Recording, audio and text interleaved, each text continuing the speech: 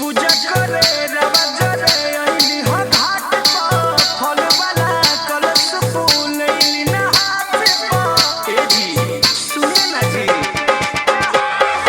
Saroj mixing कीरमा हाफिज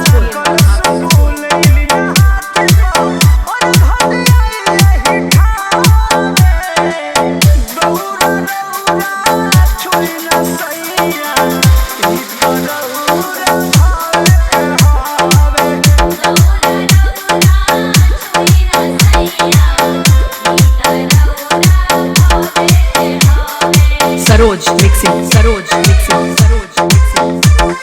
कीरमा हाफिज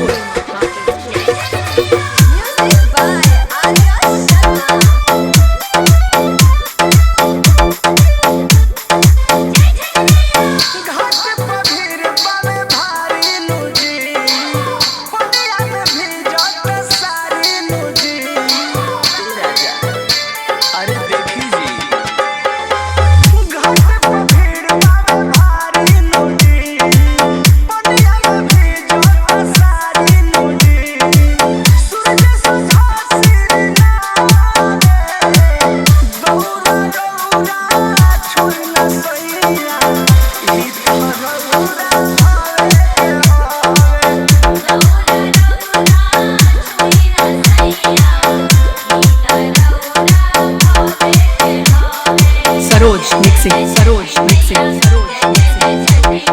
कीरमा हाफिज